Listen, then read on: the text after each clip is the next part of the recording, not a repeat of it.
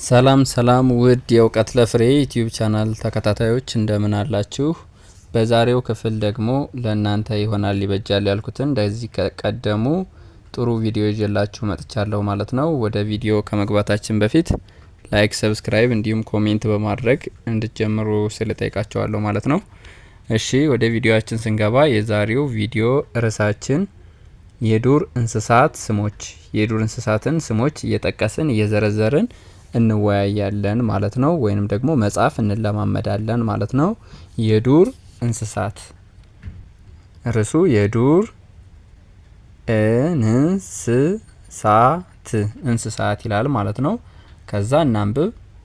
እናንተም ፓውዝ እያደረጋችሁ እያቆማችሁ እያነበባችሁ መረዳት ትችላላችሁ ወይንም መለማመድ ትችላላችሁ ማለት ነው።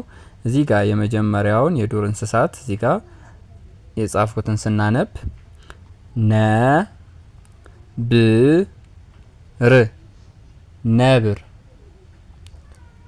ነብር ይላል ማለት ነው እዚህ ጋር።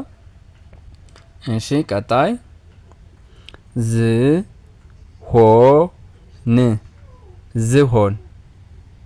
ዝሆን። እሺ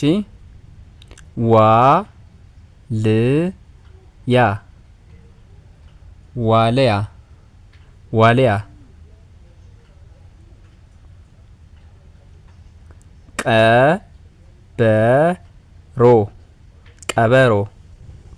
ቀበሮ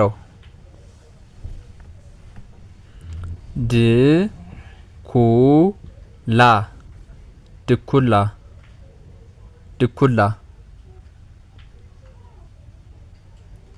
የሜዳ የሜዳ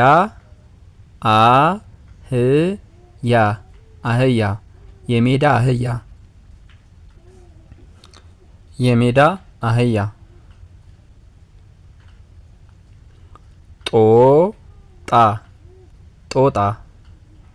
ጦጣ ቀጭኔ አጋዘን ኒያላ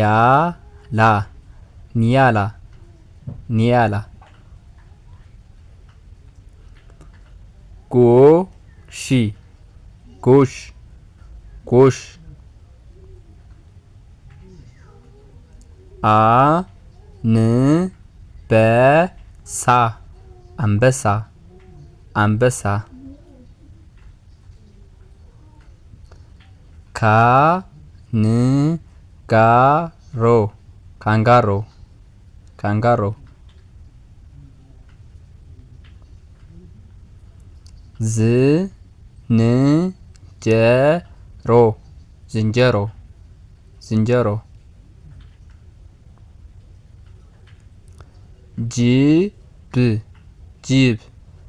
ጅብ። እሺ እነዚህ እዚህ ጋር ዘርዝረን እያንዳንዳቸውን የዱር እንስሳት የሚባሉትን በመዘርዘር እየተወያየን ነበረ። ስለዚህ ፊደል እየቆጠርን አንብበነዋል። አሁን እዚህ ጋር ነብር፣ ዝሆን፣ ዋልያ፣ ቀበሮ፣ ድኩላ፣ የሜዳ አህያ፣ ጦጣ፣ ቀጭኔ፣ አጋዘን፣ ኒያላ፣ ጎሽ፣ አንበሳ፣ ካንጋሮ፣ ዝንጀሮ፣ ጅብ እያልን እየዘረዘርን እየተማርን ነበረ ማለት ነው። ስለዚህ እዚህ ጋር 16 አካባቢ የሚሆኑ የዱር እንስሳት የሚባሉትን ዘርዝረን እየጻፍን ወይንም ደግሞ የተጻፉትን እያነበብን ተወያይተናል ማለት ነው። እናንተም ቪዲዮውን ፓውዝ እያደረጋችሁ እያቆማችሁ እያነበባችሁ መለማመድ ትችላላችሁ ማለት ነው። ስለዚህ ዩቲዩብ ቻናሉን ላይክ፣ ሰብስክራይብ እንዲሁም ኮሜንት በማድረግ እኔ እንደበረታታ እንድታግዙኝ ስለጠይቃችኋለሁ ማለት ነው። በተጨማሪ ኦንላይን መማር የሚፈልግ ካለ ከታች ስልኬ ያለ በዛ አማካኝነት ማግኘት ትችላላችሁ ማለት ነው። አመሰግናለሁ።